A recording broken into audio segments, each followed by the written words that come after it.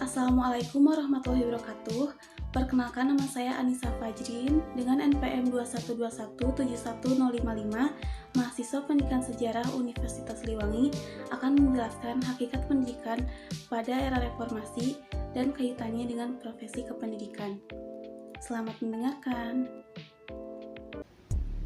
Pendidikan merupakan salah satu kebutuhan manusia untuk bisa berproses dan berinteraksi di dunia luar dengan semua masyarakat di sekitarnya. Pendidikan juga menjadi salah satu bekal terpenting di masa depan. Hal itu sudah kita kenal sejak zaman sebelum negara Indonesia ini merdeka. Pendidikan juga salah satu hal pokok yang harus diperhatikan karena pendidikan mampu membentuk karakter pribadi setiap orang apabila sungguh-sungguh dalam menekuninya. Pendidikan adalah proses pembelajaran tentang akhlak, ilmu pengetahuan, dan keterampilan yang menjadi kebiasaan turun-temurun sekelompok orang yang melakukan pengajaran, pengamatan, pelatihan, atau penelitian.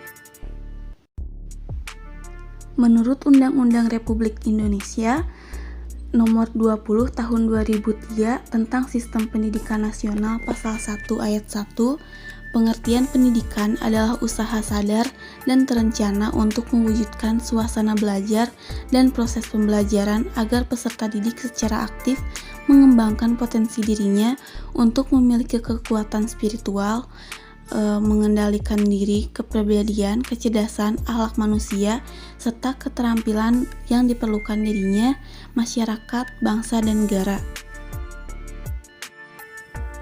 Sedangkan menurut seorang ahli, pendidikan merupakan suatu upaya yang dilakukan secara sengaja oleh seseorang yang dewasa untuk membantu mencapai kedewasaan seseorang, terutama anak-anak yang masih belum dewasa.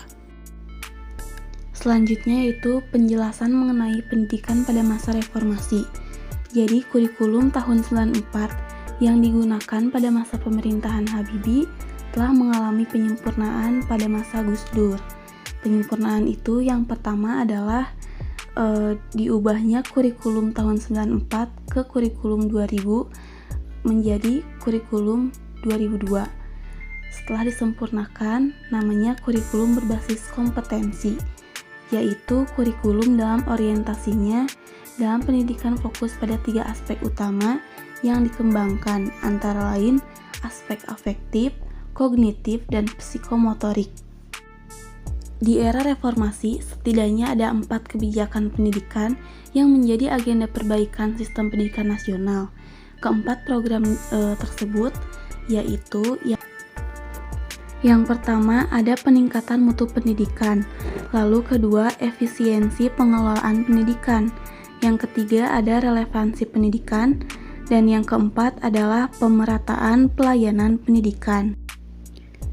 Sejarah pendidikan mencatat bahwa Indonesia merupakan salah satu negara yang memiliki kualitas pendidikan paling rendah dibandingkan negara-negara lainnya. Meskipun usaha pemerintah sistem pendidikan sudah dilakukan dan dianggap meningkat cukup signifikan. Pendidikan saat ini secara umum mungkin sudah dilakukan hampir di seluruh wilayah Indonesia. Pendidikan ini bisa kita kenal dengan istilah sekolah, yaitu salah satu pendidikan formal yang ada di Indonesia. Sistem pendidikan yang dilakukan pun hampir keseluruhannya menggunakan teknologi-teknologi canggih seperti komputer atau laptop, LCD proyektor, handphone, wifi, dan sebagainya. Berbeda dengan pendidikan pada zaman-zaman sebelum merdeka, mulai dari pendidikan pada masa penjajahan Portugis, Belanda, Jepang, masa kemerdekaan, Orde Baru, hingga reformasi. Pendidikan di zaman penjajahan atau sebelum merdeka memang dikatakan tidak semua rakyat Indonesia mampu mengenyam jenjang pendidikan yang baik. Hanya rakyat Indonesia tertentu saja yang mampu mengenyam jenjang pendidikan seperti keturunan bangsawan atau darah biru. Oleh sebab itu, selagi kita masih memiliki kesempatan mengenyam jenjang pendidikan, maka harus dimanfaatkan semaksimal mungkin untuk mampu merubah masa depan. Dari apa yang sudah dijelaskan tadi, dapat diambil sebuah kesimpulan bahwa sejarah pendidikan di Indonesia memiliki cerita yang menarik dari masa ke masanya, termasuk pada era reformasi. Di Indonesia, pendidikan di masa lampau hingga sekarang memberi kita gambaran bahwa untuk apapun pendidikan itu tetaplah penting untuk membentuk karakter pribadi kita.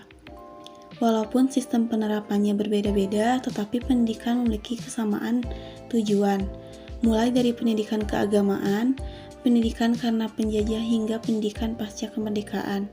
Setiap masa wajib mengalami perubahan sesuai dengan kebutuhan bangsa di masa itu dan mampu menjawab tantangan di masa mendatang. Mungkin itu saja video pemaparan dari saya. Mohon maaf atas kekurangannya. Wassalamualaikum warahmatullahi wabarakatuh.